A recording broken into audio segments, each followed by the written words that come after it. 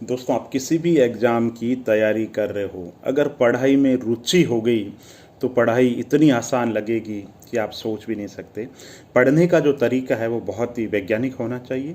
आप नोट्स बना करके पढ़ो, पढ़ते समय ध्यान से पढ़ो और एक एक शब्द पे ध्यान दो, लापरवाही से मत पढ़ो। और जब पढ़ रहे हो किसी तरीके का कोई भटकाव नहीं होना चाहिए, और जो पढ़ रहे हो उसके बहुत ही शॉर्ट के अंदर नोट्स बना लो ताकि परीक्षा के समय रिवीजन करने में आसानी रहे। बात चलेगी आज भूगोल की, कि भूगोल विषय की तैयारी जो है कैसे करें किसी भी एग्ज़ाम के लिए। तो दोस्तों, भूगोल एक मैप का विषय है। मैप के लिए रोज़ 10 मिनट 15 मिनट का समय निकालो। न्यूज़पेपर में भी कोई घटना घटी, सब न्यूज़पेपर में ये घटना घटी कि सिडनी के अंदर बम विस्फोट हो गया, तो आप दूसरे दिन मैप के अंदर देखो सिडनी कहाँ है। आपने अखबार में पढ़ा कल्चर जगह पढ़ी, आपने अखबार में कोई जगह पढ़ी कि साहब सोलन जगह है, तो 1 मिनट भी बिना लगाए आप जब भी फ्री हो 10 मिनट के लिए तो आप मैप के अंदर देखो। और मैप में सिर्फ पहले, सबसे पहले मैप में क्या देखना है, आप जब तैयारी करें ना तो आपको पता होना चाहिए, बेसिक से शुरुआत करो। मैप में देखो महाद्वीप कहाँ है, महासागर कहाँ है। फिर देखो एशिया महाद्वीप में कौन कौन से देश है, यूरोप में कौन से है, उत्तरी अमेरिका में कौन से है, दक्षिण अमेरिका में कौन से, ऐसे देखो। फिर जो भारत का भूगोल है, तो भारत के भूगोल के अंदर आपको पता होना चाहिए, सबसे पहले आप देखो प्रमुख जो जिले हैं वो कहाँ पर है। पूर्व का मैदान कहाँ पे है, पश्चिम का मैदान कहाँ है, कोंकण तट कहाँ है, मालाबार तट कहाँ पे है, इस तरीके से देखो। और साथ के अंदर ये देखो, आपके मन में जिज्ञासा है, जैसे कि आप मान लो कारखाने पढ़ रहे हैं, आप सूती वस्त्र उद्योग पढ़ रहे हैं, तो सूती वस्त्र उद्योग के अंदर आया अहमदाबाद, तो देखो अहमदाबाद कहाँ पे, कानपुर है तो भारत के मैप के अंदर देखो कानपुर कहाँ पे है ना। तो इस तरीके की आप अपनी आदत विकसित कर लो कि जो भी जगह आप पढ़ रहे हो, जैसे आज आपने पढ़ा भारत में कोयला उद्योग है ना, तो सीधे देखो कोयला उद्योग कहाँ कहाँ है मैप के अंदर। या आपने यूं पढ़ लिया रानीगंज, तो रानीगंज कहाँ है मैप के अंदर देखो, बोकारो कहाँ है। तो एक एक जो चीज़ है, चाहे बहुउद्देश्य सिंचाई परियोजना देख रहे हो आप, चाहे मिट्टी देख रहे हो, चाहे जलवायु देख रहे हो, बहुउद्देशीय परियोजना देख रहे हो, छोटी मोटी परियोजना देख रहे हो, ऊर्जा के जो केंद्र है कि सौर ऊर्जा कहाँ है साहब, ताप्य ऊर्जा कहाँ है, थर्मल इंस्टीट्यूट है वो कहाँ पे, पवन ऊर्जा कहाँ पे है ना। जैसे आपने देखा एक जगह साहब पणजी है, तो पणजी एकदम आपके मन में आना चाहिए कि पणजी की एक्यूरेट जो लोकेशन है वो कहाँ है, यनम कहाँ पे, माहे कहाँ पे, कारिकाल कहाँ पे, एक एक जगह आपको मैप के अंदर पता होनी चाहिए। ये सोचो परीक्षा के लिए नहीं पढ़ रहे हो कि कोई एग्जाम में नहीं बैठ रहे हो, आप भारत के एक नागरिक हो और आपको पता होना चाहिए कि भारत के अंदर कौन से प्रमुख जिले हैं। आपसे पूछ ले यनम कहाँ, तो यनम पता होना चाहिए यनम कहाँ पे है। वारंगल है तो वारंगल आपको आना चाहिए, भारत के अंदर कोई 20,000 डिस्ट्रिक्ट तो है नहीं। तो पहला काम ये करो, भारत के जो प्रमुख जिले हैं उनकी मोटा मोटी स्थिति आपको पता होनी चाहिए कहाँ पर है। पहली बात तो ये। अब इसके साथ में हिमालय, पूर्वी तटीय मैदान कहाँ है, पश्चिम तटीय मैदान कहाँ है, ये पता होनी चाहिए। और कौन सी बेल्ट है, बारिश की कौन सी बेल्ट है जहाँ पे बारिश ज़्यादा होती है, बारिश कम कहाँ पे होती है, ये मैप के अंदर देखो।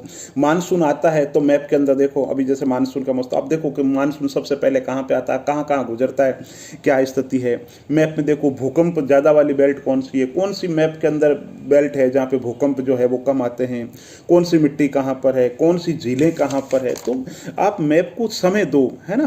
और साथ में जो भी किताब पढ़ रहे हो, चाहे महेश बर्णवाल पढ़ रहे हो, चाहे एनसीईआरटी पढ़ रहे हो, चाहे कोई टेक्स्ट बुक पढ़ रहे हो, ध्यान से पढ़ो और उसके शॉर्ट के अंदर नोट्स बना लो। जैसे आप भारत का भौगोलिक विभाजन पढ़ रहे हैं, ठीक है, तो भारत के भौगोलिक विभाजन के अंदर आपने एक छोटा सा टॉपिक ले लिया मरुस्थल, तो मरुस्थल एक ही बार पढ़ो। जो किताब आप महेश बर्णवाल पढ़ रहे हो, एनसीईआरटी पढ़ रहे हो, एक साथ में उन बुक्स को रख दो, जो 3 या 4 बुक्स को आप आधार मान करके तैयारी करना चाहते हो, तो उनको पहले ध्यान से पढ़ो।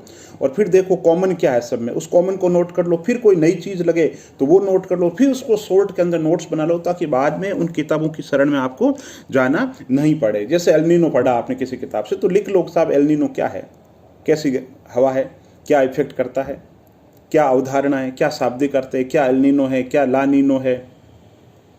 ठीक, दोबारा बार बार उनको पढ़ने की जरूरत नहीं है। उत्तर हिमालय क्या है, दक्षिण हिमालय क्या है, पूर्वी हिमालय क्या है, मालाबार तट क्या है, कोंकण तट क्या है, प्रमुख दर्रे कौन कौन से हैं भारत के, बुग्याल क्या है, पयार क्या है ना, आम्रवृष्टि क्या है, जो भी है एक बार आप उसको अच्छे तरीके से तैयार कर लो।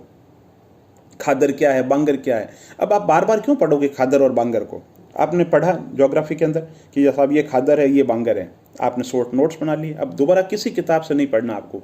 फिर करना क्या आपको, आपने मैप में देख ली चीज़ें, आपने किताब भी पढ़ ली अच्छी, आपने नोट्स भी बना लिए, फिर आप देखो कोई MCQ क्वेश्चन, ऑब्जेक्टिव जो बैंक है, अगर प्रारंभिक परीक्षा के लिए बैठ रहे हो आप तो उसमें MCQ क्वेश्चन देखो और वहाँ उसके वो सवाल सॉल्व करो।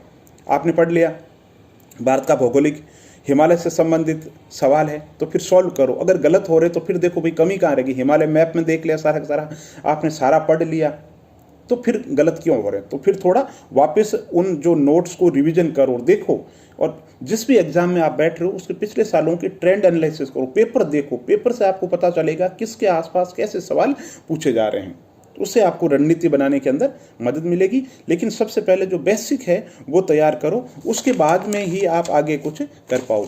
इसी तरीके से विश्व के भूगोल की बात करें तो ब्रह्मांड क्या है जानो, ब्लैक होल क्या है जानो, ब्रह्मांड से संबंधित जो नोवा क्या है, सुपरनोवा क्या है, ब्लैक होल क्या है, इनकी जो शब्दावली है उनको समझो ब्रह्मांड के अंदर, है ना, कौन से ग्रह है, कौन से उपग्रह है, क्या अंतर है ग्रह में, उपग्रह में, तारे कैसे बनते। तो NCERT की पुस्तक के साथ में इन चीज़ों को रुचि के साथ में तैयार करो, कौन सा ग्रह बड़ा है, कौन सा छोटा है, ठीक है, स्थल मंडल है, स्थल मंडल के अंदर क्या है, जल मंडल के अंदर क्या है, वायुमंडल के अंदर क्या है, महाद्वीप क्या है, महासागर क्या है, भूगर्भिक हलचलें क्या है ना, ठंडी हवाएं कौन कौन सी है, गर्म हवाएं कौन कौन सी है। तो विश्व के भूगोल के अंदर भी वही बात, जैसे विश्व के भूगोल के अंदर जैसे आप भूकंप पढ़ रहे हो तो देखो भूकंप वाली बेल्ट कौन सी, प्रशांत महासागरीय जो परिमंडल है, जो बेल्ट है जहाँ पे भूकंप ज़्यादा आते हैं, ज्वालामुखी देखो कहाँ कहाँ पे है, प्रमुख ज्वालामुखी कौन कौन से, तो एक एक, सिसरो है तो सिसरो कहाँ पे, माउंट एटना है तो कहाँ पे, सक्रिय ज्वालामुखी मैप में देखो सक्रिय ज्वालामुखी कहाँ पे है, प्रसुप्त कहाँ पे है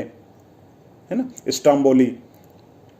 तो एक एक जो चीज़ है भूगोल से संबंधित उसको आप मैप से देखने की कोशिश करो और भूगोल में आनंद लेना शुरू कर दो। भूगोल बहुत ही, दोस्तों हमारा तो ज़माना था जब हम क्या है रट्टा मारते थे, ठीक है, और अब तो बहुत चेंज आ गया। हमें तो ग्रामीण पृष्ठभूमि से आए थे और मैंने जब पहला एग्ज़ाम दिया था तो भारत में पंचवर्षीय योजनाओं में अभी तक जो खर्च हुआ है ना, कृषि पे कितना हुआ, उद्योग पे कितना हुआ, सारे के सारे रट्टा मार लिए ग्रामीण विकास पे, उनका आंकड़ों का कभी कोई उपयोग ही नहीं हुआ, लेकिन कोई बताने वाला नहीं था। और आज के युग के अंदर तो गूगल पे आप सर्च कर सकते हैं, बहुत सारे एजुकेटर हैं जो आपको बताने वाले हैं। तो आप तैयारी कीजिए, सिस्टमेटिक तरीके से कीजिए, वैज्ञानिक तरीके से कीजिए, नोट्स बना करके कीजिए, है ना, और सामाजिक भटकाव को रोक दीजिए ताकि मंजिल जल्दी मिल जाए और हमारी तरह आपको संघर्ष नहीं करना पड़े। बहुत बहुत धन्यवाद। और अगर वीडियो अच्छा लगा तो इसको लाइक कर सकते हैं, चैनल पे नए हैं तो चैनल को सब्सक्राइब कर सकते हैं, और वीडियो अच्छा लगे तो दोस्तों के साथ में साझा कर सकते हैं। बहुत बहुत धन्यवाद दोस्तों।